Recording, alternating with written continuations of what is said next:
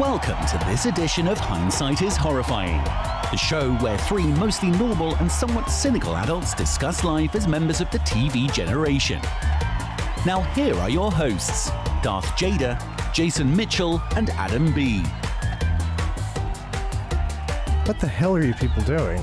We're having fun. Join us, won't you? No, We're eating the scenery. I don't have fun. I'm mad at everything. Waka waka. Who wants to hear a Because- funny ass joke? Why are you mad at everything, Jason? Oh, I'm just in a mood, but I won't say anything public about it. I was about to say, let's leave. No, Let's leave Sleeping Jackhammer's lies, shall we? no, I'm not going to say anything about the levels of please don't. torture I've been subjected to this week by workers and builders and things like that. Quakers, bakers, But hey, stick makers. at least we're going to have a bathroom. We didn't have one. Wait, we did have a bathroom. Perfectly functional bathroom. Huh. Oh well. I'm Well, going to stop you right there Okay. for multiple reasons. All right. tile. All right. You want to fight about it? Hi, everybody, and welcome back to Hindsight is Horrifying. We don't have any guests tonight. We don't have any special segments. No one likes It's just a us. straight... Yeah, I know. Everybody hates those anyway. We're just doing a movie. With subtitles, perhaps? Oh, yes. we have to. No, arguably, we need the subtitles I will, for this I will, particular I will, project. I will sort that out while you are telling the viewers what we are watching. Okay, so we are watching a cinematic horror classic, House on Haunted Hill, in color. All right. They did a pretty good job colorizing it, too. I agree. This movie is from 1959, Hindsight is, and the synopsis is, rich oddball. Oh, yes. Please promise me in my obituary that you will see to it that I am described as a rich oddball. It Fuck doesn't yes. matter if I'm rich or not. I want that. Just if you want my English major skills for that obit, I will write All right, it for you, okay. sir. I'll make it fantastic. Hey, I'm a But genealogist, so I can write a pretty good obit. I'm sure you can. Yeah. Well, you and I have written a script together, so I've read more obituaries than any person should ever read. Like people who are professionals in it don't read as many obituaries as I do. that's probably true. Yeah. Speaking of obits, we're watching a movie about murder called How House on Haunted fitting. Hill. So back to the synopsis. Rich oddball Frederick Loren, Vincent Price, has a proposal for 5 guests at a possibly haunted mansion. Show up, survive a night filled with scares, and receive $10,000 apiece. The guest of honor is Loren's estranged wife, Annabelle, Carol Omar. Is that how you say that? Yep. Who, with her secret lover, Dr. Trent Alan Marshall, has concocted her own scheme to scare Loren's associate, Nora Manning, Carolyn Craig, into shooting the potentially crazy millionaire. But more spooks and shocks throw a wrench into the plan. This is a movie. The where synopsis is longer than the movie. Yeah, it's not a very long movie. 1 hour and 12 minutes. Yeah. And a respectable 1 hour and 12 minutes. Very respectable. I enjoyed every This is a minute of movie it. where the plot is not irrelevant, but it doesn't make any sense. And when it's over with, if you think about it, nothing that happened actually was remotely cohesive. It was blind luck that anybody's all scheme luck. worked out. Yeah, Well, yeah. except, okay, Annabelle and her lover. not William H. Macy's dad. I thought it could be, but They it they wasn't. have a similar look. I see what you're talking about. Now, So was there an Australian accent to him? There was It something. might have been. Okay, I detected I something don't know. odd. But regardless, so the 5 guests that Loren invites to his ghoulish party at the House on Haunted Hill, which is the Wright House. The exterior is it's a Frank Lloyd Wright. Yeah. It's it's in one of my many articles because there was a lot of research. full disclosure on this movie. The reason that I picked it, because it was my pick this week. The reason I picked it was because I was thinking I wanted to do something that was older, something that was terrible, but entertainingly terrible, and I almost picked a Coleman Francis movie. But I didn't. I didn't want to subject you guys to that. I wanted something kind of easy, light, short. But I have seen this movie done on riff tracks. It would be hilarious. Well, they did, and yeah, they did. I think they did it live, and they've also just done an episode where they did it. So I will attempt not to make too many riff tracks jokes Gotcha. because they had a lot of Fair enough. They had a lot of fun with this movie, So especially a particular line involving a drink order, which we will get to. Yes, we've got to get to that because Adam and I fell down our texting rabbit hole, which we are so wont to do with silly movies. But we were right; it is the Frank Lloyd Wright building, shown in the exterior shots. So that to be said, there's a bit of Mandela effect going on in these articles of research that I have that surrounds the guests for the party. So you have Mrs. Bridgers, and she is a journalist who is there covering a story about ghosts. See, I don't even know that. I've supposedly. seen this movie like 5 times, and I guarantee you I'm not going to know anything that you say because it's so poorly explained in the movie. Well, it's very quick. It all happens in the beginning, and then nobody really touches on it throughout the story. It's not like they keep reminding you of why everyone's there or why everyone's quote-unquote in need of or desperate for money. But the point is that you have Bridgers, who's the journalist, like I said, she's there. Visit Vegas. Yes. Yes, she's a gambler, is Yes. what. Yes, it's what Vincent Price says. He said she gambles. And that was a man's sport back in '59. Oh, yeah. So Watson, his brother and his brother's wife. Yeah. No, his brother's wife murdered him in this house. He's the owner of the house, Watson is, because his brother was murdered, and she also murdered her sister in the house, and they bring that back up because their heads are still somewhere in the house, inexplicably. And they throughout the entire movie, anytime he brings it up, you'll notice it's like people will like kind of laugh, and like it's like, oh, ha ha ha, and it's like that crazy Watson. it's like, okay, it's okay for you to laugh at the ghost part of it, but it's incontrovertible that his brother was murdered there. Ha ha ha. Along with the special effects screams and the spooky sounds in the beginning, he starts out the movie by saying, "Oh yes, I'm the owner of the house, and 5 of us were invited to this party where we're supposed to survive the night for $10,000 apiece, and my brother was murdered." So that's an indisputable fact, like you said, Jason. So it's a little heartless of them to write him off so easily, because maybe he's traumatized, maybe he has PTSD, instead of just being like, oh, this weirdo with his ghost theories. Oh my God. By the way, they remade this movie. Oh, like yeah, it's been remade. Okay, yeah. But there was like a Paris Hilton remake, right? Oh, I didn't know ew. Oh yeah, we'll talk about it. Ew. Yeah. Well, there's a Catherine Zeta-Jones version. Liam Neeson did one, I want to say. Did he? I want to say. Let me make sure I'm not lying. I kind of want to see that. Hold on. And that dude is he's like a test pilot. Yeah. I think Lance. Lance Is Yes, okay, Lance. but hold on. Let's go through the profiles of the characters. So we were almost Nora Manning is there. She's the other woman. So there's Annabelle, Mrs. Bridgers, and Nora. There are 3 women and 4 men, which they specifically point out because there are 7 people who were murdered in the house. 4 men and 3 women. Coincidence. And Lance is like, I guess that means there's a ghost for everybody, gang. That's exciting. So Lance is the test pilot, and Vincent Price doesn't explain why, but he says that Lance is in need of money. Bridgers has the gambling problem, so she needs money. That's clear. Nora, it isn't explained at first, but it comes to light that her family was in a car crash and that she's the only one capable of making money. So she needs the $10,000. And then there's the doctor, David Trent, who it is revealed later he is Annabelle's lover, and Annabelle is Vincent Price's wife. So he is a psychiatrist who specializes in hysteria. But okay, so we've just reached the first scare, though, which is just so. and this is the thing about this movie that doesn't make any sense. Do tell. Throughout the movie, there are ghostly things that happen. Yes. But Right? none of it's supernatural. Spoiler alert. Well, but they don't None of make it's explained either. none of it's explained. The most famous, I think, example of this in the movie is there's a part where it's very early on where what's her name? The gambler. Nora, Oh no, I'm sorry. The Screamer. the screamer. Yes. Carolyn She and Craig. Lance manages to knock himself out, which he does a couple times. He's a hell of a test pilot, and a scary, weird, creepy woman who's doing this. Yeah, I know. For no reason. Well, no, that's what I'm saying. It's she's being a ghost, and she goes out like she's on She's like a roller stuffed skates. safari animal. Yeah, she doesn't move, and somebody pulls a rope, and she slides out. But then it turns out she was just a caretaker, and she had nothing to do with anything that was going on. None of the plots had anything to do with her, so she just did that for the hell of it. Yeah, it's like that's weird because the only explanation they even give for her beyond being the caretaker is, oh, she's blind. Okay, so that means she does that all the time. What was the purpose? Well, blind people do frequently do that, I guess. I'm assuming. They don't want to run Evidently. into walls, so they put their hands out and make sure.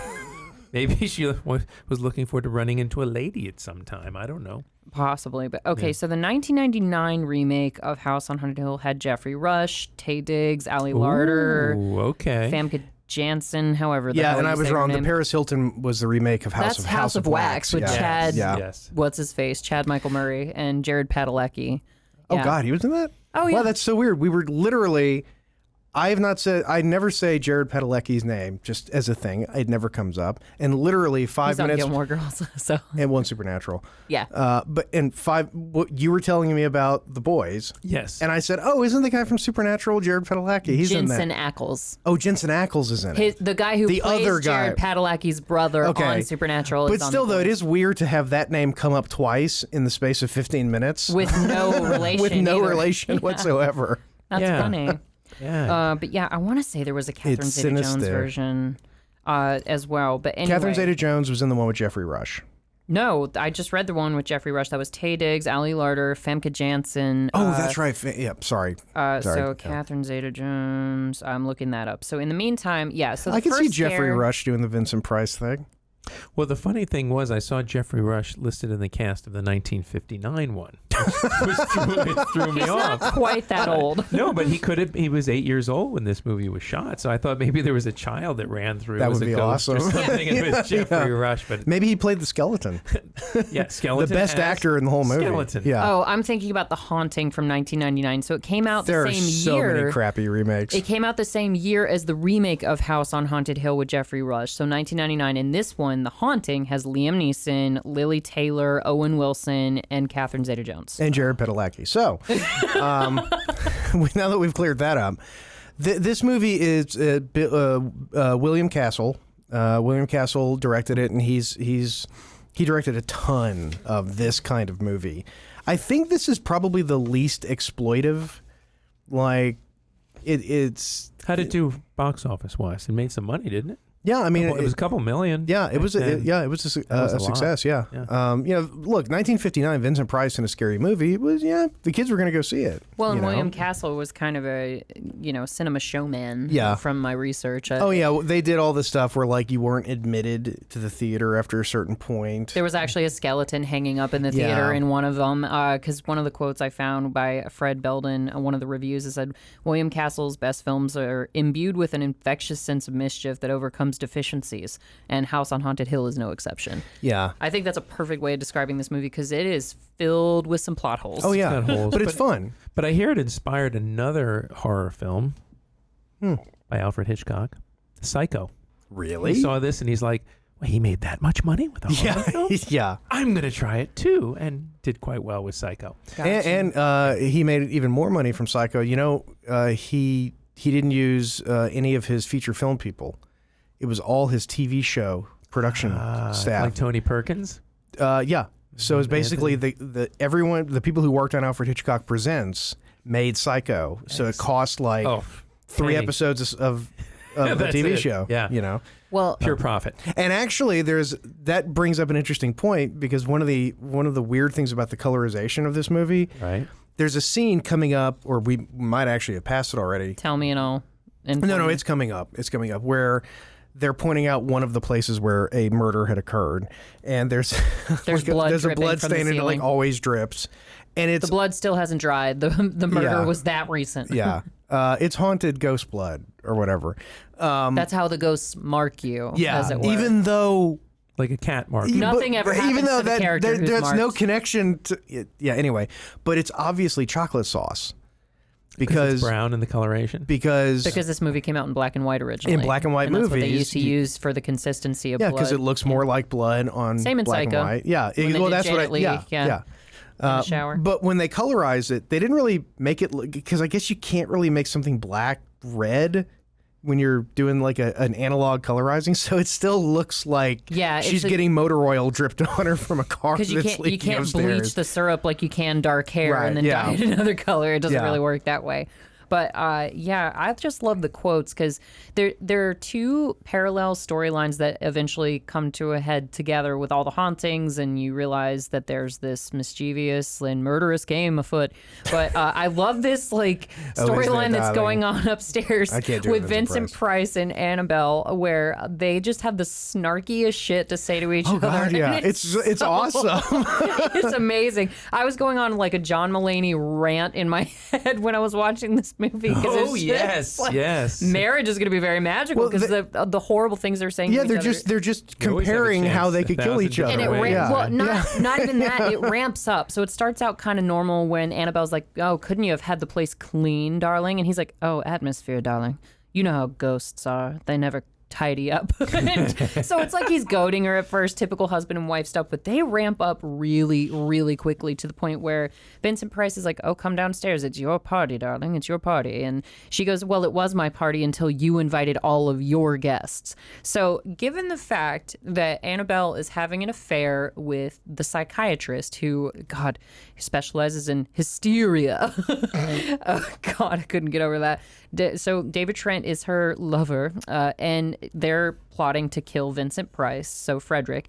And wouldn't it have tipped her off just a tad when she didn't get to invite any guests, and yet somehow in the wide, wide world of sports, Frederick invited the one dude she's having an affair with?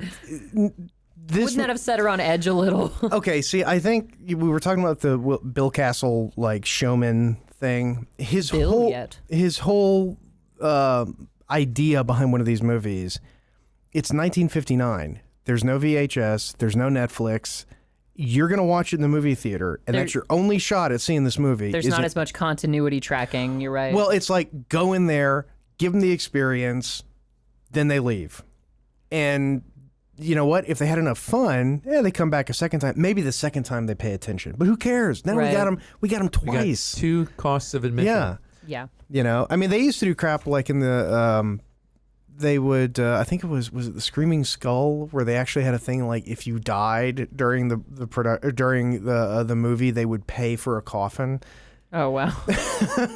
Well, in this movie... Promotional gimmick. Oh, yeah. I'm going. And they would I don't have insurance. And they would like put coffins out. They would send coffins to theaters in big cities. Here you go. And so it would be like, if you die watching this movie, we'll give you a coffin. That is some Ed Wood level shit right there. But you got to think in the 50s, you're going out, that's kind of awesome, It's fun.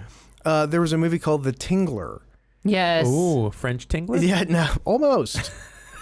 Almost, actually, because I don't even remember what the plot was. It was like this invisible thing would like electrocute you or whatever. No, but the chill that you get up your spine is supposedly a parasite. That's right. Oh. And Vincent Price is like the doctor. Is he in it? I didn't even know he was in it. Oh, yeah. Vincent Price is in the Tingler. But in the theaters, I'll explain it. In the theaters, they actually installed these things that would like electrocute you a little bit. Oh, so it's like a 4D experience like at Universal Studios. F that noise. all of the crap that came out in the early 2000s, 3D, the 4D stuff at Universal or Disney or whatever, that's all shit they were doing in the 50s. Absolutely. And they were doing it because a new medium came along called television, and it was completely destroying their industry.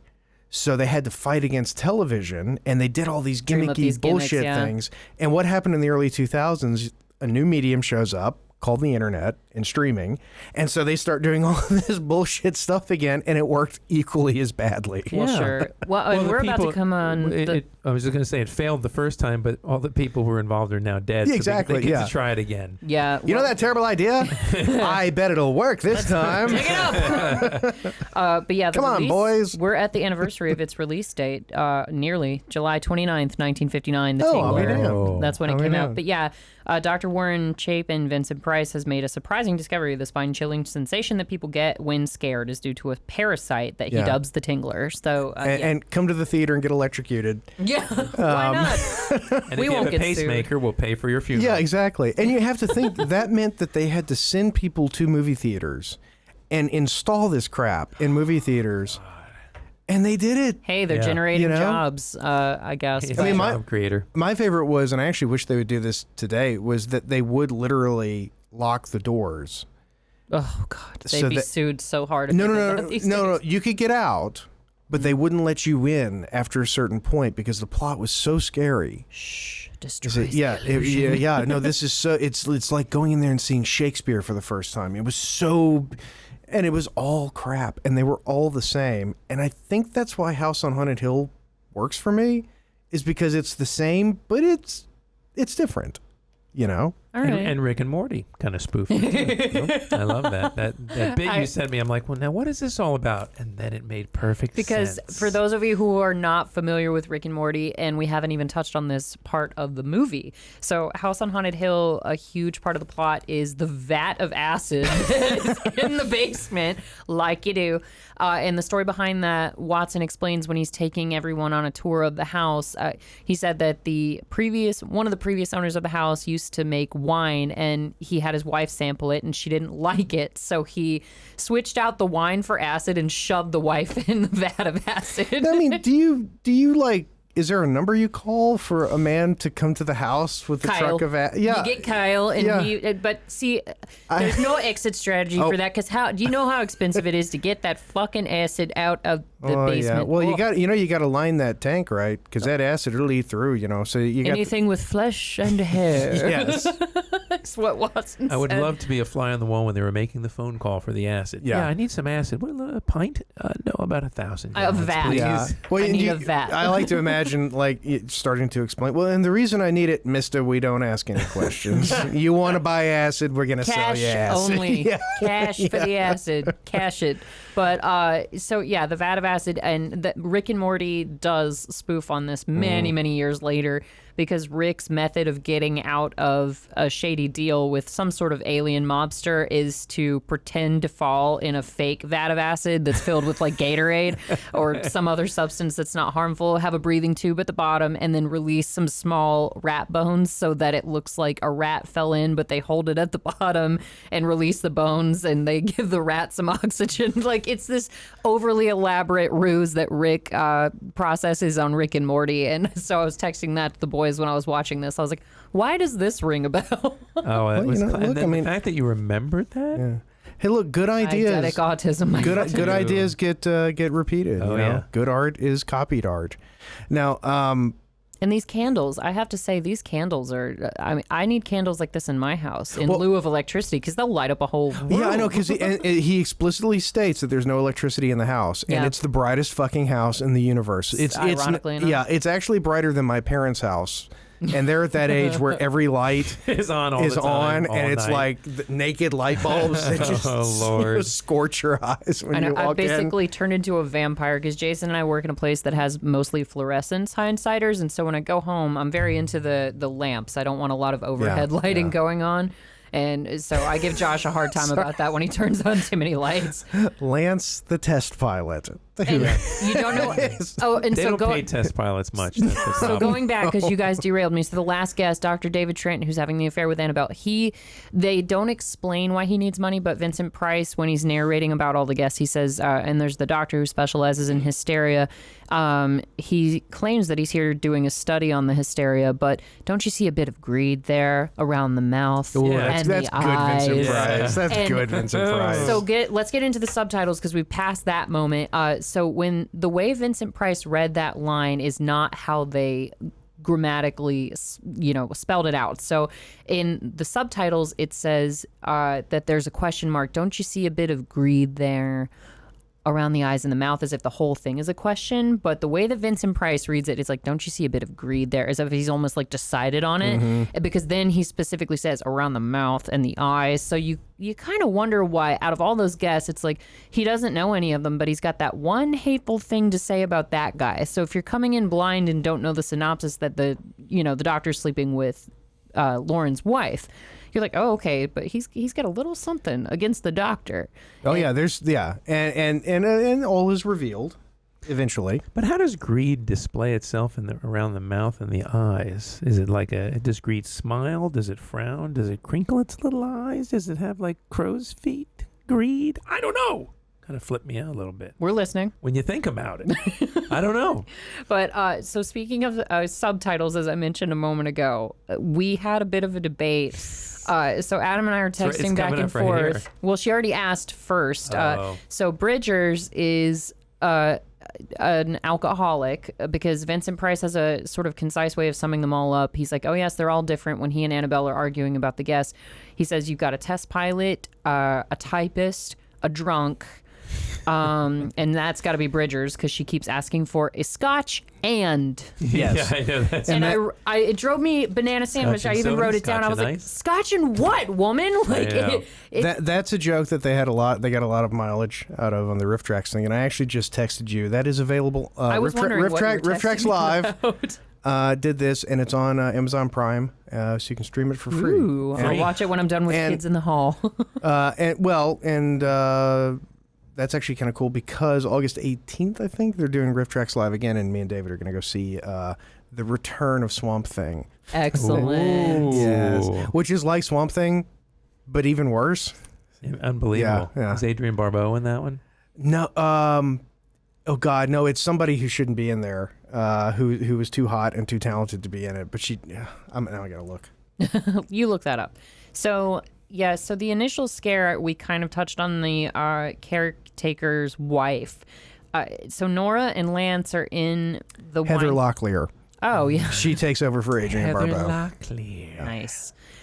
So Nora is really getting kind of picked on, unfortunately. It seems like the ghosts just have a specific vendetta for her. There's a bit of a not red herring, but like a miss... sorry, but why? Because it's all a plot to... Sorry. Well, I already covered it in the synopsis. So Annabelle and David are having an affair, and they're trying to scare Nora to the point where she's willing to kill because she's so frightened out of her mind. And the whole purpose of that is for her to shoot. Yeah, sorry, it's the roller skating ridiculous. granny. Roller skating. Gliding granny. So Nora and Lance are in the basement, and the whole premise there is that when they initially go down to the basement, Lance, a door closes when he enters an empty room, and he gets knocked over the head. And David... he knocks himself out. Yeah, somehow. But David's like, well, the only way this could have happened is if you ran headlong into the wall. You didn't do that, did you? And it's just so deadpan with some of the delivery that it's like, really? I'm going to text Chuck Yeager and tell him this story. But so Lance gets knocked out, and Nora runs away screaming because she sees this specter-type woman, like a stuffed safari tiger. Who is the caretaker, the blind caretaker. The wife of the caretaker. And the only time the other caretaker appears, her husband, is when he grabs Nora in the hallway upstairs, covers her mouth, and he's like, get out of here, leave with us before he kills you. And that's the only thing the caretaker says. That's the only way he weighs in. And then because the deal... And then he leaves early. Nora wants to leave. Yes, they're supposed to stay. At midnight. And it's like 10 of, I'm out of here. Oh, they locked us in already 10 minutes early. They were not. And Nora's already worked up a little because she sees the crazy caretaker lady downstairs thinking she's a ghost. And somehow, despite the fact that the ghost and Lance pass through the same doorway at the same time, he doesn't see the ghost. And he teases Nora. And, there's something you could get away with in the 50s. Oh, this woman's all worked up. Of course, I'm going to kid her about being crazy. She's seeing ghosts. Rich people in the 50s always had models of spinning wheels on their desks. That was just such a cliched thing. Everyone had it. I think Eisenhower had one. Yeah. Was there any particular purpose to them? Or no, I don't. I just noticed that it's there. Like, hello, thing. I don't know why the camera's showing you to me, but there you are. Well, and Annabelle is kind of holding herself hostage and, staying away from the party until she starts to kind of manipulate the guests. I want to know real quick, not to interrupt you, but look how much taller she is. And than Nora? Yeah. And I she's obviously not, I mean, she could be standing on apple boxes or something, but I almost wonder if they did that on purpose, if they made her look, more in control, because she's clearly the dominant person in the scene. Well, it's like how they make Tom Cruise look taller than 5'6". Yeah, I mean, Well, and there's a power dynamic going on between Nora and Annabelle because at first you think that Annabelle's a little concerned that Nora might be sleeping with Frederick because she's like, oh, and how do you know my husband? And she's kind of grilling her at first. Yeah. And she shows Nora to her room seemingly to let her freshen up and relax for a minute and get away from... Ladies? Yes. But she's manipulating everybody one by one. So she sits Nora aside and then Lance comes down the hallway. Smarmy. I've never seen more undeserved smarm. I mean, because he walks around like he is the hottest thing in the universe, and he's just kind of a guy. Think about his competition in the house. There's Vincent Price, who's married. Yeah. You got Watson, who's plumb crazy and getting drunker by the minute. Then you have the psychiatrist who can't even pronounce hysteria correctly, so he doesn't have a lot of competition. So maybe it's not that undeserved. He feels like the head guy. Like, he's the Conrad Birdie of this crew, and he's a test pilot who's somehow hurting for money. Such a 1950s thing. He was either going to be a test pilot or an astronaut. It had to be one of those. It was all that hairstyle. Absolutely. Stop being a hysterical woman. I'm the man here, and I know what I'm talking about. Sit here and be quiet. I'll go smoke check a cigarette. Drink this. It's a Scotch and then we'll fix the situation. Oh yeah. So back to that. So the subtitles actually vary depending on the version of the movie. So I watched the color version first without subtitles. Adam watched the color version, and apparently the subtitles read Scotch and ice when Bridgers is asking for her. I may have made a mistake on that, but I saw Scotch and I was waiting for what it was. But then I looked it up. There's actually a Scotch and. You did. Really? You sent that yeah. You didn't see that in our text message? No, I must have missed it. It's a type of Scotch. And it was a drink using Queen Anne Scotch. I'll have a Scotch and then the subtitles were like and then they ended it. But if you listen closely, she just says, I'd like a Scotch and. I'll be damned. Yeah. See, okay. I was hearing Scotch and. I thought that too. Well, you learn something every day. But in the subtitles, it added stuff that clearly isn't part of it. And so the subtitles would say Scotch and ice, Scotch and soda, and she doesn't say that. She just says Scotch and, evidently. But I was just like, my God. But I'm gonna go to a bar. In order for Scotch I'm gonna ask for a Scotch and just. The bartender will be visibly confused because in all the years I bartended, I never served that particular brand of Scotch. Yeah. I wasn't even aware until Adam researched it that there was that brand of Scotch. I bet if you went to Brooklyn and you went to California. If you went to a hipstery place in Brooklyn. Oh yeah. Yeah, which you could do if you went to your house. Yeah. Is it still there? You haven't sold it yet? Is it still there? I hope to God it's still there. Okay, good. You haven't seen anything on the news. It melted in the vat of acid. I've seen a lot in the news about New York City that's disturbing, so I just wanted to make sure. Okay, so we are getting up to, we do need to take a break. Yeah, let's got it. So we will be back in about 1 second. We're back. Vincent Price was bisexual. Oh, there, I mentioned we it. just found that out. From out of left field. Well, you said mention it on camera. I just did. So, God, can't just roll with the moment, can you? I don't want to ruin the magic, Jason. But yeah, we had to pause and not roll through this scene too quickly because I feel this is the best scene between Annabelle and Frederick. Vincent Price and, sorry, what is her name? Saturnine psychiatrist. Yeah. Ooh. Just the way he phrases things is great. So Annabelle's still, refusing to come down to the party, and Frederick keeps trying to convince her to join them. And she's basically pissed, but there's this underlying hostility in their marriage, and you come to find that Annabelle is Frederick's fourth wife. And a few minutes ago, when she was talking to Lance in his room, she mentioned that, I'm his fourth wife. The first one just disappeared, I want to say. Well, hold on, I wrote it down. And yes, the first one simply disappeared. The other two died. His doctors said that they were heart attacks, women in their 20s. Ooh, yes. And so and Lance is like, are you afraid he'd do something to you? And she's like, I don't want to join them, Lance. And so she plants the seed in Lance's mind that Frederick is out to kill her. Yeah. She's turning all of the guests slowly. Probably not hard to plant a seed in Lance's mind. especially after the pilot bashed his head in. Well, at his age, he's a young man. He probably wanted to plant a seed in every woman there, including the old alcoholic. Wait a minute. If I believe you, will you sleep with me? I believe you. Well, the alcoholic is nice and lubricated early in the evening. Ooh, more ways than one. He's taking his coat off now. He's getting down and dirty, but his tie is still on, so he's still business up front. But I wrote down so many quotes between Annabelle and Frederick because they frickin' hate each other, and it's palpable and delicious and hostile. The honeymoon must have been wonderful. I mean, can you imagine what was the wedding like? Because they're like, it's. I hate you. I hate you too, darling. Would you love me as much if I were poor? No, you just want to be a lovely widow. Like it's just. Oh, there's a scream. There it is. Yeah. This is knocking it out of the park. Carolyn 1950s crappy scream. Is a scream queen for sure. She screamed. I wonder if it was a Burt Reynolds like agreement. He has to laugh a certain amount of times on Archer. She had to scream a certain amount of times in House on Haunted Hill. It is pretty tragic what happened to her. Yeah. Oh, do tell. Because she was your work. She was married.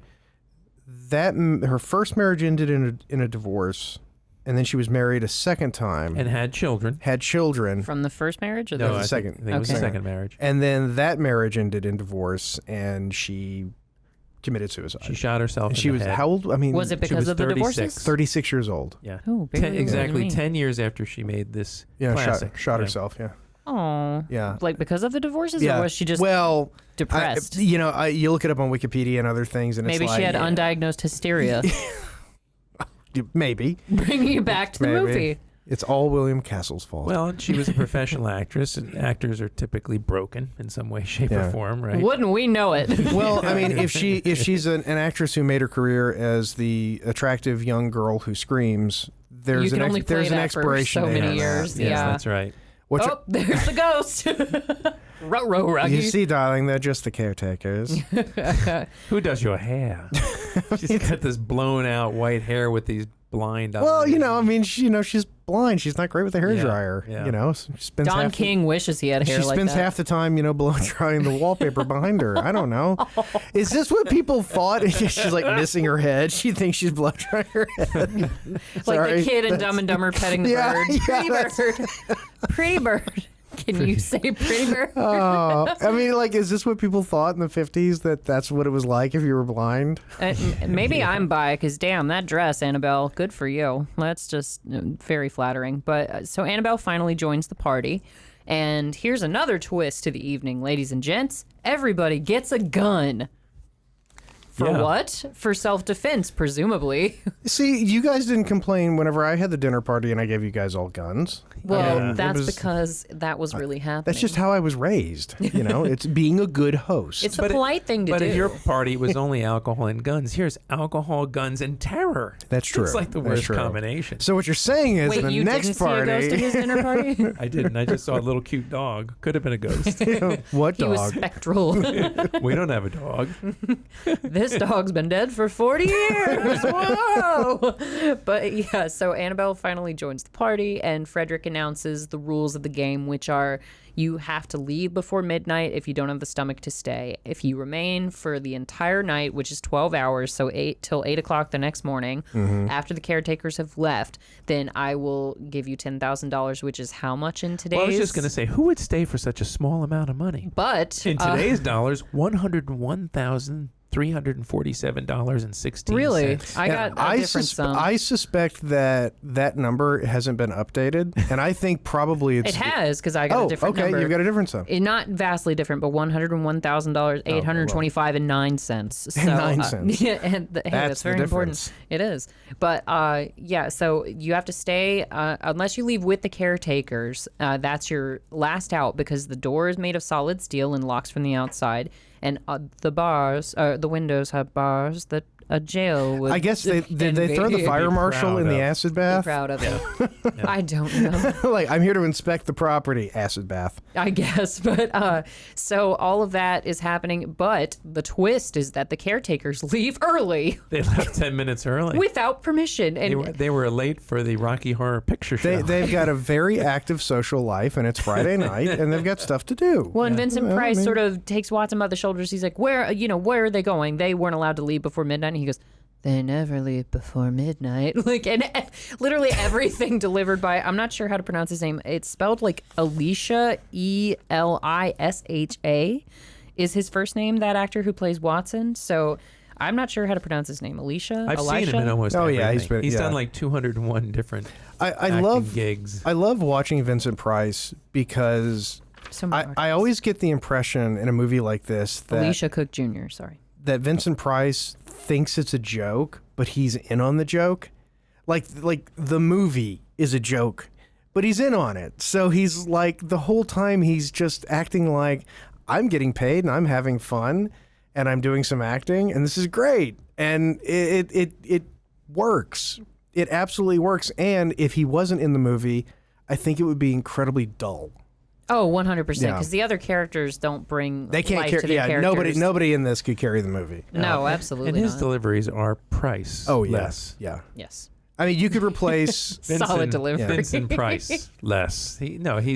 I love Vincent Price. I love everything about him. Oh, yeah, he was a great cook too. He used to work with Julia Child, right? Seriously? Yeah. I didn't know they used that. to cook together. Cool. You have to wonder, I mean, like, did he work on that mustache or did it just come naturally? Was it easy? Some people just have a natural knack for facial hair, like our podcast co-host over here, if we recall. Yeah, that is true. He's got a mustache that Sam Elliott would envy. At one time. Or be proud of. Yes. But yeah, another review, same by Fred Belden, said Price is in prime form, alternating between pure ham, so kind of what you were saying, Jason, and quiet subtlety, able to express a macabre notion simply by arching an eyebrow. And I agree. Yeah. Like he literally carries the entire show. And Annabelle's great. She plays her character well. She's the femme fatale. Oh, everybody else is. Yeah, I mean, they fit their characters just fine. But Vincent Price is the one who takes it up a notch. Well, again, it's and I've said this before. If you watch movies like this, or if you watch Twilight Zone or Alfred Hitchcock Presents, you can really see where the sort of New York theater world was kind of the league where these actors came from. It's the league where these writers came from. Because this was an era where 1959 in New York on a Saturday night, you had your pick of shows to go see. And big shows, little shows, stuff that, people had heard of, stuff no one's ever heard of. But there was just this working, thriving theater scene that wasn't bullshit performance art, which is all it is today. It's either bullshit performance art or it's the fucking Minions, or it's a play that nobody goes to because it's good. Yeah. That's the problem. And therefore no one will ever know about it. Yeah. I mean, people used to, that was the thing, you went on a date on a Saturday night, go to the theater. Go see a show. And the quality of acting, I mean, like Vincent Price, I mean, you look at him and you just imagine watching him on stage. Oh. Well, less is more with him. Yeah. He never yells at all, but his deliveries are just so smooth. They're so perfect. He's so commanding that everyone around him will quiet down to hear what he has to say. And you can do a feminine Vincent Price. Would you? That's a very specific talent of mine. I actually think it's not a feminine. I think it's the way you do a Vincent Price is do the voice you did and then put a little bit of feminine in it, and it comes out as, Well, because one of the things I wrote down. Why don't you say the pilot bashed his head in? The pilot bashed his head in. Yeah, there we go. No, but the one that you liked, Adam, when we were off camera, because Vincent Price is having it out with Annabelle for one of their many Virginia Woolf moments where they're just, their marriage is not just unraveling, they're about to murder each other upstairs. And so that's happening. They're having some challenges. Yeah, they're having some challenges. They're facing some marital issues, but at one point. They're working through it. At one point, Vincent Price says something about the ghosts and the ghouls, and she goes, "Oh, the only ghoul in this house, darling, is you." And that's not how she says it, but apparently I sound like Vincent Price when I say it, according to you. I want to know how many ways you can murder your wife. That was a line that you posted in a text, I thought. Didn't you text that to me? Potentially. Well, you keep going. I'm going to see if it's in there. Well, that leads me to a question that I wrote down for you two guys. Okay. So since the whole shtick here is that Annabelle's having the affair with David, the psychiatrist. So question for you guys. If your woman cheats on you, do you murder her and her lover? One? Both? Either? What do you do? Well, that's like, there's an episode of Family Guy where Brian's on a suicide hotline, and the guy calls in and he's like, "My wife's cheating on me. I think I'm going to kill myself." And there's a long pause, and Brian's like, wouldn't it make more sense to kill your wife? I think both of them. If you're going to kill one, you might as well kill the other. It feels rude to not kill the other one. But then you're giving them the satisfaction of letting them be together. Well, that's true. For eternity. I suppose. If you kill them both, right? Yeah. No, I think if you're going to kill one, you got to kill them both. That's just me. But I'm old-fashioned. Look, it's how I was raised, okay? Okay.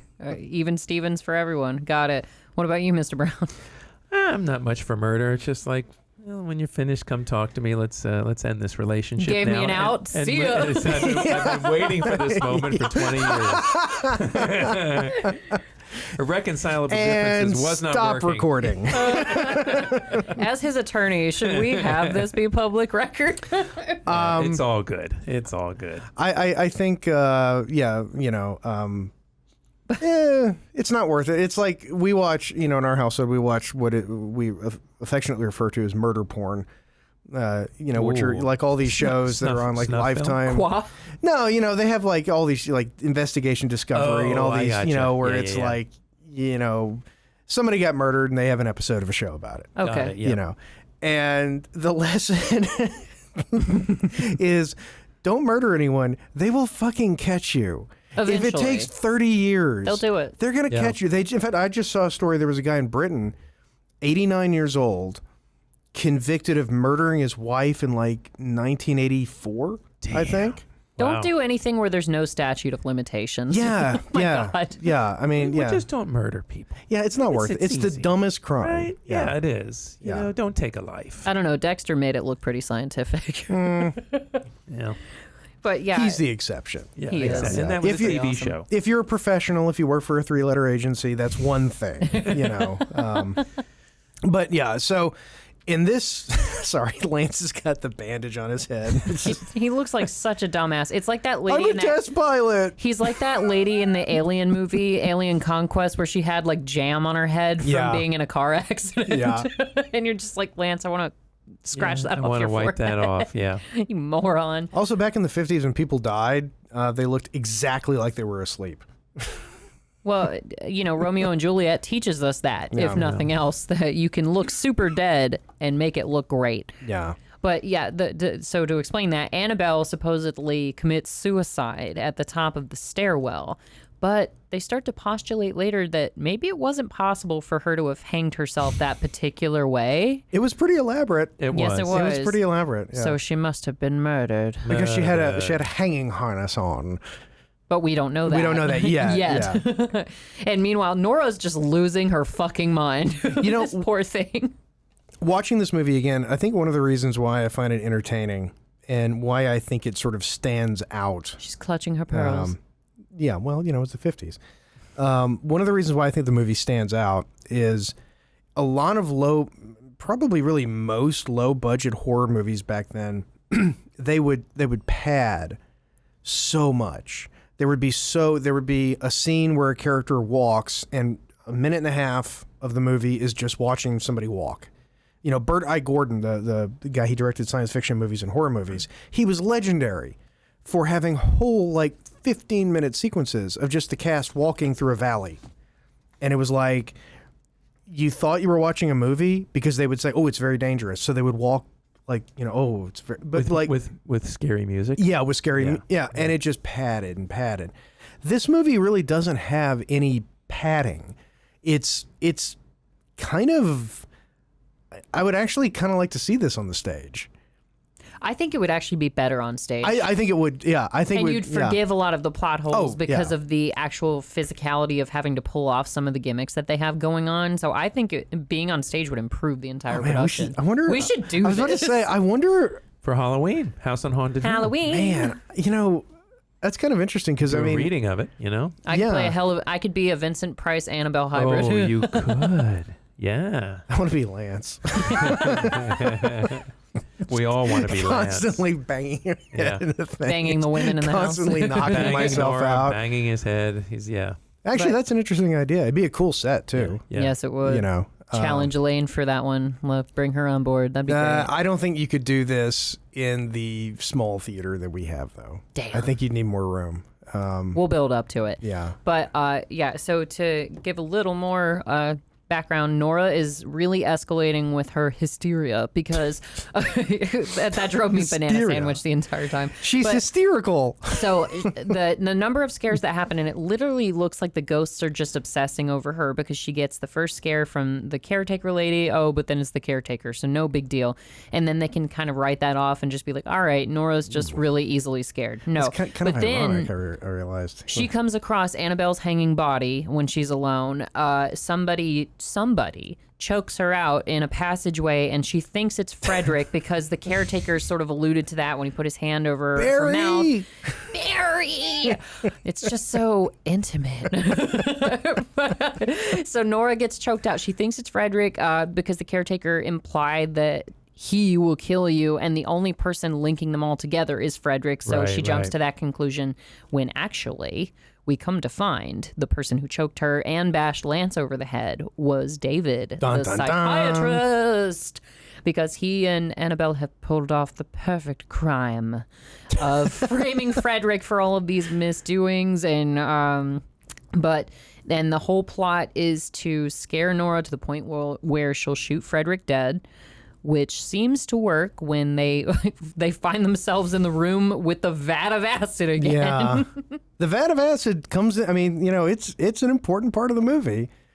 Watson's getting choked out by Vincent Price right now, and there's a great quote about him. I guarantee he bragged about that. I got choked by Vincent Price. I'd be bragging about that. Oh, it's like getting your ass kicked in the ring by Muhammad Ali. You brag about that. But Fred Belden did say about, and I still don't know how to pronounce his name, co-star Alicia Cook Jr., whatever, has only one task here: to look shell-shocked and mutter predictions of doom. And he performs it with twitchy, sweaty aplomb. Oh, yeah, he's fantastic at it. How much trouble would Vincent Price have saved, though, if he had just, felt for a pulse? No, the doctor pronounced her dead. There's no need. That's it. It's over. Yeah. Well, and it behooves his own plan to go along with theirs for a certain amount of time. Because he knew it. Yes, the ultimate twist. He knew she wasn't dead because then at the end, I don't know. The more I think about it, the more my head hurts. Yeah. Because he had to set up the skeleton rig, so he had to know about that. Freaking skeleton. Why he would do that. I don't know nothing about no skeletons. Yeah. And he put blanks in Nora's gun. Yeah. Knowing full well. Yeah. Okay, so let's get around to that portion of it. Unfortunately, Brandon Lee. Yeah, exactly. He was killed. Almost Mel Gibson. Yeah, Brandon Lee was killed by a blank. Yeah. Yeah. But so let's talk about Nora some more because she's like the linchpin to everyone's plan. But she's the fulcrum of the movie. Yeah, it's also reliant on assuming what she's going to do and just trusting that that's going to happen because, like you said, Jason, Vincent Price does load her gun with blanks because he somehow knows Annabelle's plan in full detail. So he brings Nora along, even though he was the one to invite the guests. So I guess they just have to rely on scaring this random woman. So that's kind of a 50s thing. Well, we can scare just about any woman into hysteria. Oh, yeah. It was the 50s. All you have to do is just, pop a paper bag around a woman and she'll go hysterical and start shooting people. Put a mouse in the room and she'll climb up on a chair. Oh, exactly, yes. So Vincent Price and Annabelle are both relying on her for certain actually the same act, to shoot him. And so he's assuming she will shoot him, just like Annabelle is. And so he loads the gun with blanks.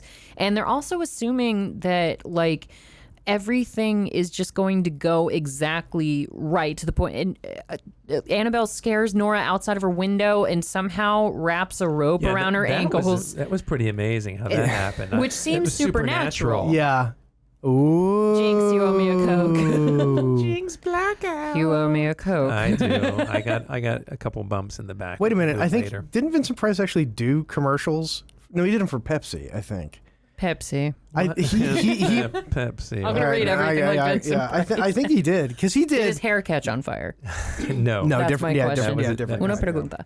But so Nora is just getting more and more scared, and they just assume that she's going to react a certain way, and hopefully that works out for their scheme hatchery. And so Frederick ends up dumping David into the vat of acid, because what happens is that Nora supposedly shoots Frederick, and you see David going to push Frederick into the acid, but then the lights cut Suddenly out. Go out, yes. Very The dramatically. candles blow out. And Annabelle comes downstairs to meet David as planned, and they're going to march off into the sunset together, I guess, minus the $50,000 that's pretty ironclad agreed to for everybody, because even in the beginning he says you get $10,000 if you make it through. If you happen to die, my estate will pay your next of kin. Or if I die. If I die, my estate will still pay you if you make it through the night. But even if they don't live, it sounds like the money's being shelled out to someone. Yeah. Right. So yes. she's out that almost $500,000 in today's money, regardless of what happens. I guess the rest of his estate is what she's banking on, Annabelle. But she and David both die, but she dies in a much more elaborate ruse, you big dumb idiot. And there's a great quote with that, too, because Vincent Price, he hides behind a corner and gets his rigged skeleton puppetry going It is a hell of a rig. Oh, it's awesome. It's I love the fact that they actually... And his ventriloquism. Well, his voice carries across an entire wine vat. Well, that's actually a side effect of the mustache. It actually has certain acoustical properties. It muffles sound when necessary. But so the skeleton reappears out of the vat of acid, supposedly after Frederick has lost all of his skin and hair. And you can see, I mean, when you see the skeleton come out of the... It's got strings on it. You see the strings. You see the strings. And I immediately, I start texting her, don't they see the strings? And then that was all a part of the ruse. Yeah, that was actually kind of... well done. Yeah, it was... How do you done. get around the fact that the audience is going to see the strings? Well, just make the strings part of the story. Problem solved. That is awesome. And they rely on the hysterical woman thing too, because And this is the walking scene. They're all walking. Okay, we do. hallway. It's pretty short though, and there's dialogue. Yeah, you're right. And some stuff happens. Watson's just like the yippy little dog who's like, "There's a murder that happened here. I'm feeling very upset about everything." I'm going to my room. It's so Scooby-Doo. Everybody decides that the safest they're going to be is if they split up, gang, and go to their individual rooms and hold up for the rest of the night. And then stay in the rooms knowing that who leaves the room is the murderer, and then they all freaking leave the room. They all head out. What are you doing? And so I'm going to solve the mystery. They also had to sort of assume that Lance would kind of egg Nora on or contribute to her edginess in some way, I guess. I don't know. That wasn't egg on Nora, by the way. It was something else from Lance. And hey, Vincent, can you turn some of the candles down so I can get some sleep? Those bright-ass candles with no electricity. Yeah, no electricity in the place. Really friggin' bright. I forgot there was no electricity when I was I know, it's like, why did they even say it? Because the light it's so damn bright. It was so bright. Yeah, it was... And it doesn't really buy him anything. No. Like, the fact that there's no electricity, I mean, that's not going to help him, really. No. Yeah, but yeah, there's a great line, and I think we've already passed it from Vincent Price. Oh yeah, because Annabelle's already presumed dead after she's found hanging, but everybody turns on Frederick, and they're like, well, you're the spouse. It's always the spouse. Crime of murder passion. But he's like, well, what husband hasn't at some time wanted to kill his wife? What husband hasn't had 1,000 opportunities to do it in such a way that he'd never be suspected? I don't know. I'm not such a fool as to hang my wife from a ceiling by a rope. Yeah. No, I don't think that husbands really do have 1,000 opportunities where they wouldn't be suspected. I didn't kill my wife. Yeah. I'm sorry, I had a John Mulaney fest in my head during this it must movie. have been so easy to kill people back in the 50s, you know? Well, this is before they were using DNA in crime. True. So and as long as you weren't there when the police showed up. And 24 hours passed, you were in the clear. Yeah. Right? Yeah. Well, and you think about it, back then, you could go to the hardware store and buy cyanide. Mm-hmm. Yeah. Lie. Well, you can still buy lye. Oh, that's Yeah. true. Cyanide, though, you could buy literally a gas canister of gaseous cyanide. To use in your greenhouse. Don't ask. Yeah, don't ask any questions. Don't stores report if you buy too many suspicious ingredients at once? You can't buy nowadays? cold medicine now without giving them your driver's license. Yeah, that's true. That's a good point. Oh, the blood's dripping on Bridgers again, which She's marked a second time. That was the only thing that kept her relevant through this movie, is that she was just a MacGuffin, I guess, because they kept making Does she sort of look like somebody you work for? Don't stop. I'm just comparing the. I was just cosmetic. I was just saying. Anyway, like Leo DiCaprio, I got nothing to say. No comment. So Nora is going outside because Lance has gone outside.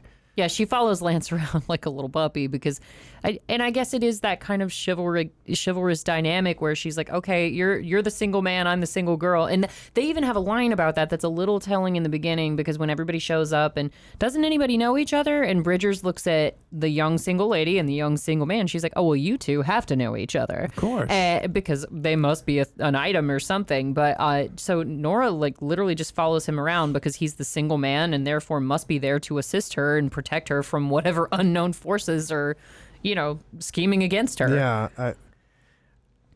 There's a lot of gender assumption and role assumption going on here. And there was a little sexual tension. I could feel it. Oh yeah. Well, you sort of expect Lance to say, I was projecting. You can find the sexual tension just about anywhere. I think it's a gift of yours. I think we should bang until this all blows over. Exactly. I'll protect you, Nora, but I'm not wearing protection. They won't kill the beast with two backs. Oh, nice. That's well Lordy. done, sir. Yes. That was beautiful. I thought mine was good. You topped it. That is unless it's a Jason film. Then they drive a spear through them both, know, which is horrible. Or Freddy Krueger. Yeah, he did a couple of double kills. Yeah. 2.5 points for that. Yeah. So the strength of the movie, and this is a weird thing to really compliment a movie on, is that it is so short. Very short. It doesn't give you time to contemplate too much. It's like, I don't feel like I've wasted any time. Frank Lloyd Wright house. Yeah, we paid for the Frank Lloyd Wright house. We're going to film the Frank Lloyd Wright house. What was the tragedy of that house again?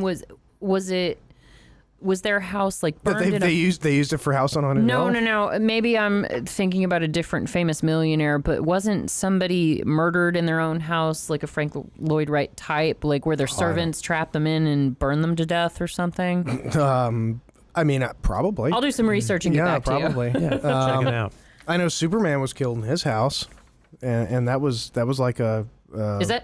Is that Dean Cain? Yeah, no, not Dean Cain. George Reeves? Yeah, George Reeves was shot and killed. Yeah, see, that was magical. The rope going around her because ankles. You think it's supernatural. It's time lapse, and it's not. So Annabelle's hovering, and we will take a break right after this. So to scare Nora further, how Annabelle's somehow hovering outside of Nora's window and somehow wills a coiled rope in through the window bars that wraps around Nora's ankles, supernatural and spooky like, and then unravels itself from around Nora. And then goes away. I was waiting for it to pull her down or something, and then I believed in ghosts when I saw this, because I thought there's no way they could pull her off. And I think that's like maybe the schemers were in over their head because, oh man, the house really is haunted. Yeah, I think that's the principal criticism of the movie, is the fact that it does try to have it both ways.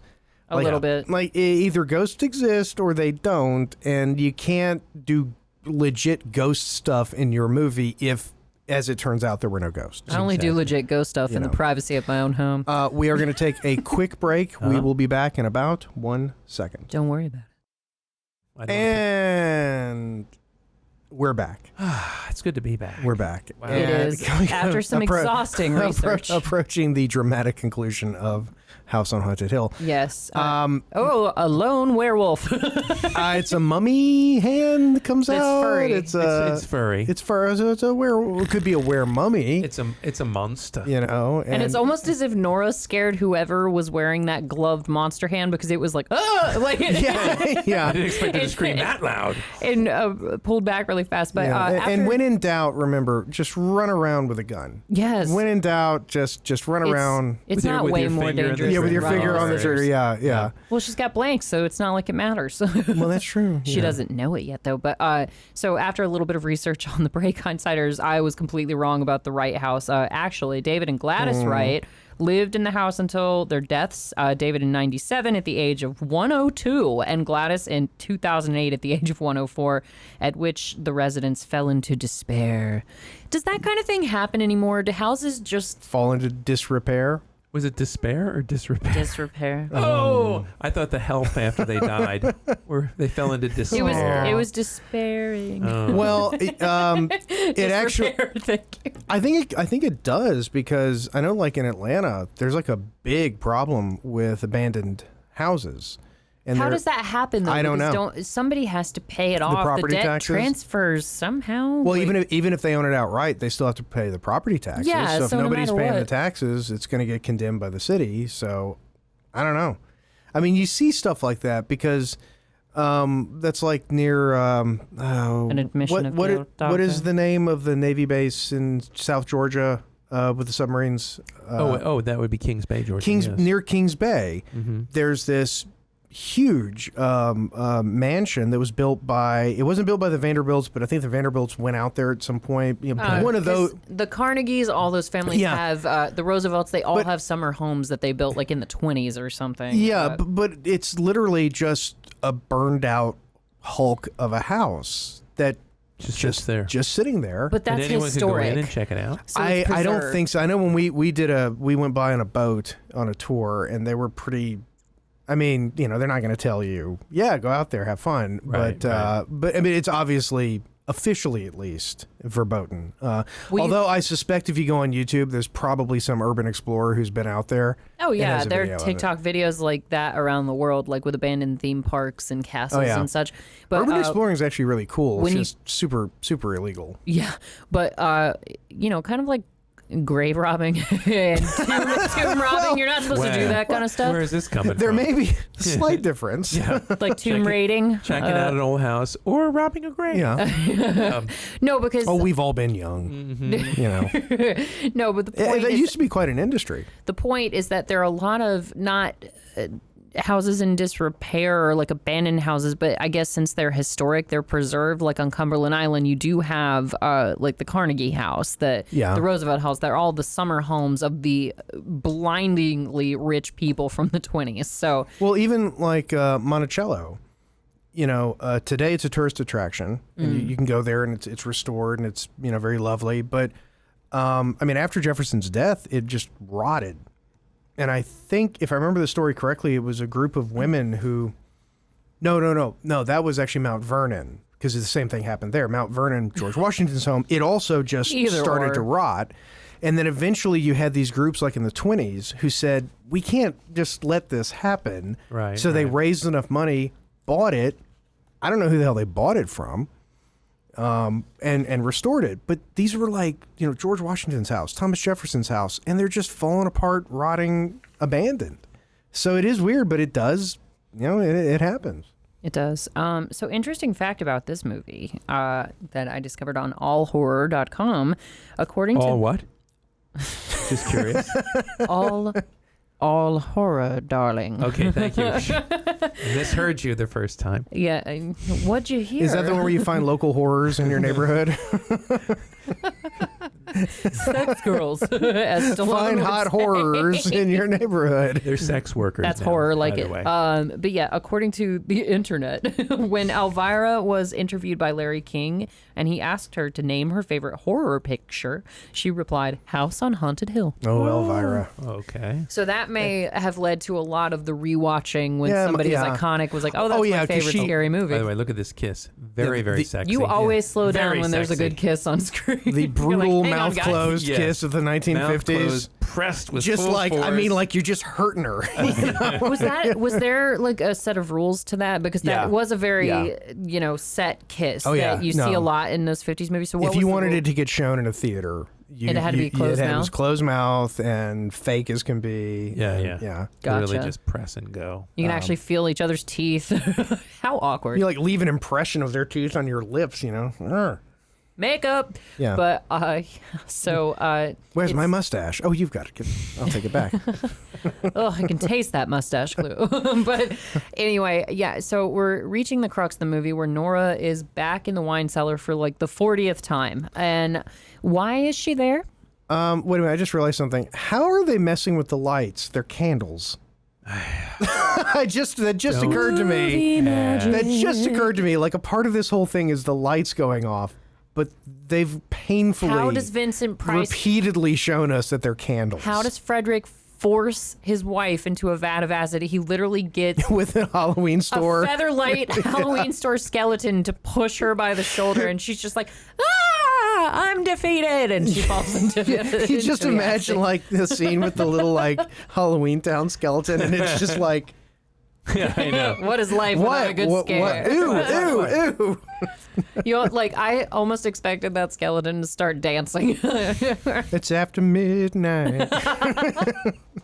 Which he actually says in the movie, and it's great because he says it's after midnight. Oh my God.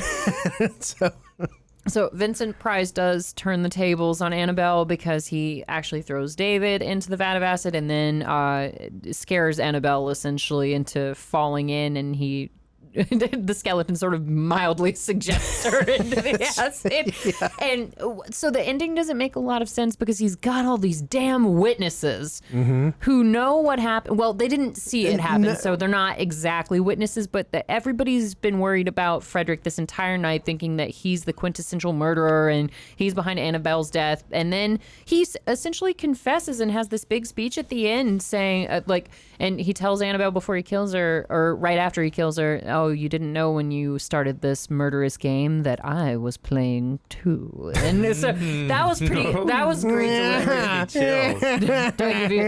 Do I incite the tingler with that one? I got the tingler back here. What is it, a little amoeba in my spine or something? A parasite. As from the movie Shivers. Does she look a little like Vivian Lee? A little bit. She's got that going on. It was a very specific style too, with the hair and everything, and but so this is it. This is why you watch the movie. Here comes the dancing skeleton. It's the old lady on roller skates and dry this bones. Scene, where Vincent Price closes a door somehow. Yeah.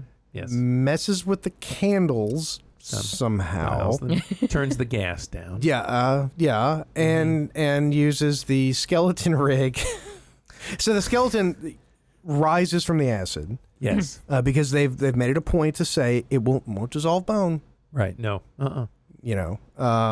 So the skeleton rises from the acid. It's very obvious that it's on strings. Yep.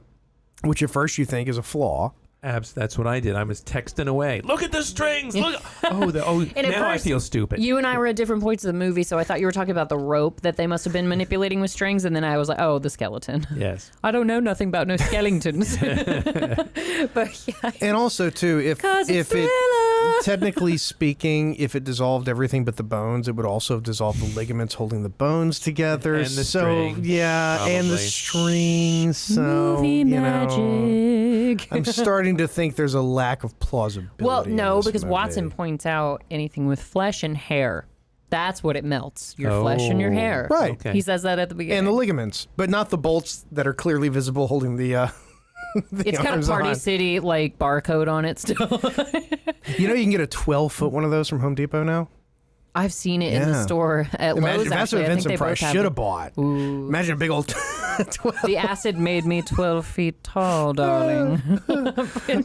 Suddenly he's shorter. It made him smaller, the acid. Yeah. He's shorter than she is all of a sudden, and just sort of like creepily dancing. This is the greatest scene in cinema history. This was the actual inspiration for Thriller, where they started getting the dance moves down. Whoa.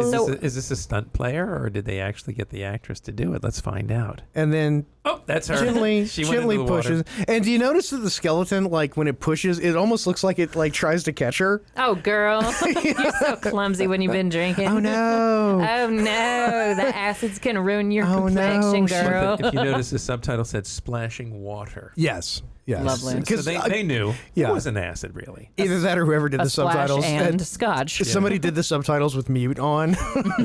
Yeah, whatever. Somebody's just making laughs shit up. Maniacally, splashing water. Bubbly water.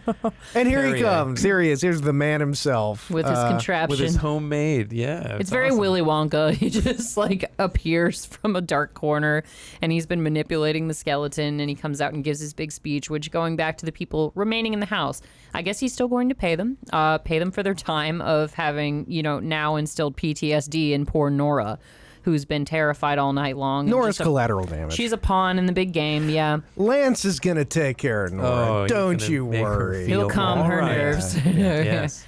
Bridgers will get her money, so everybody's fine, really.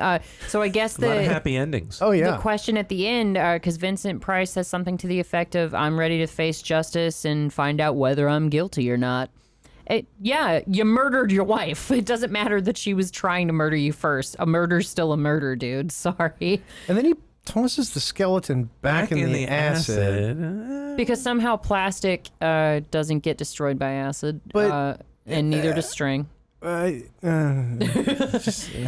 I guess he disposes of it, but yeah, he just spells out the whole. He spells out the whole night for the group because now they're all down in the wine cellar, going like, "What in holy hell?" And he's just like, "Oh yeah." So here comes his big speech, and he just sits there, pontificating at them.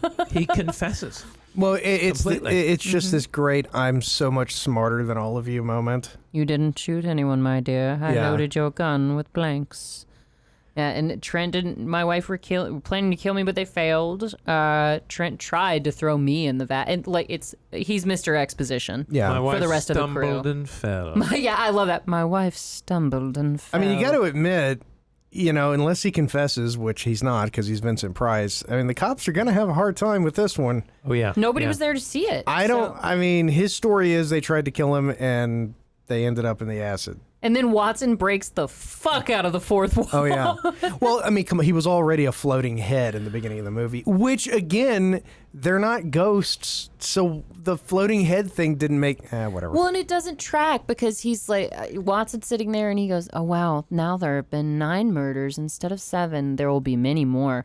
They're coming for me now.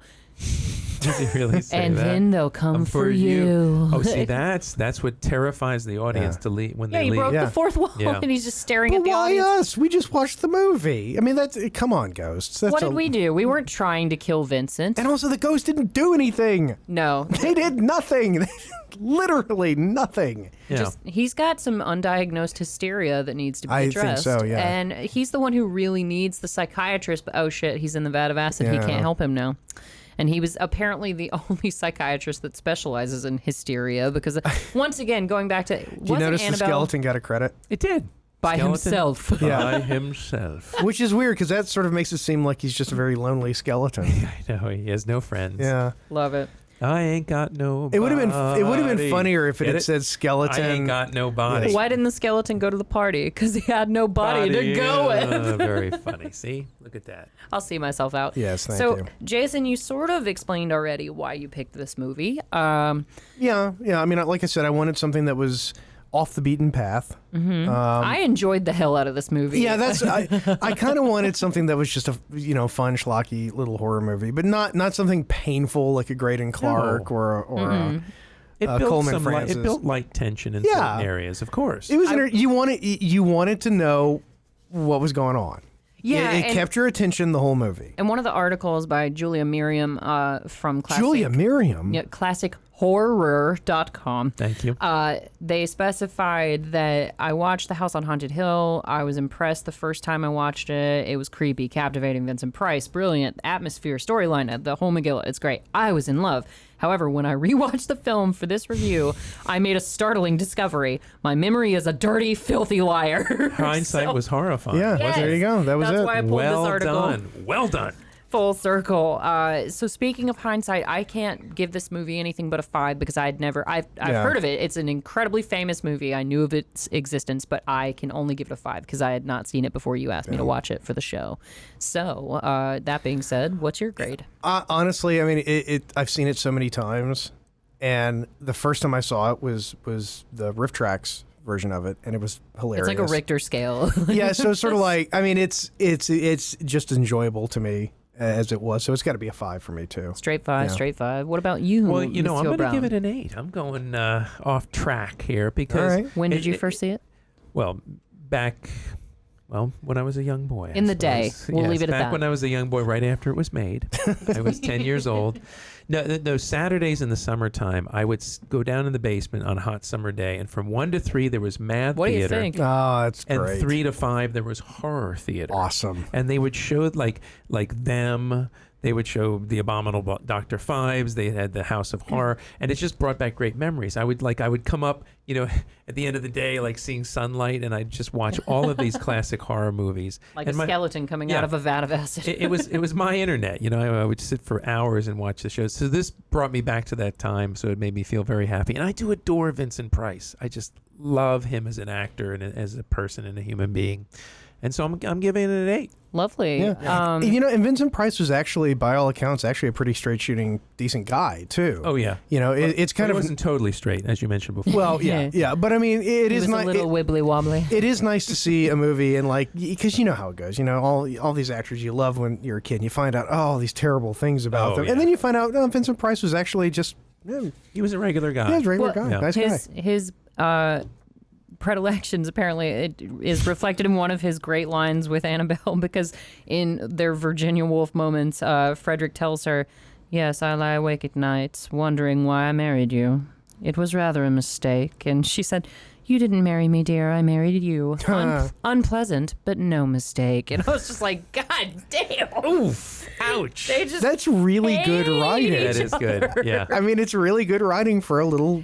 Even with the champagne, because he gets a bottle and he's like, "Here, this will loosen you up for the party." And he starts shaking the bottle, and she was like, "That's gonna make the champagne explode." "Oh, don't worry, darling, I didn't poison it this time." So they just, oh God, they have such chemistry. I loved their characters together. That really, if I could give the movie a higher grade for that alone, I would. Yeah. But once again, I have to be a 5 because I've never seen it before. But I'm glad you guys liked it. I loved it. I have to admit, I almost called an audible after I told you guys that this was the movie I picked. And it was probably like the next day or day after, I kind of thought about it. And I was like, I don't want to bore them. I was worried, thinking you were punishing me for a bad joke I had told in our group text. I was like, of course he's going to make me watch a scary movie because I made a bad joke.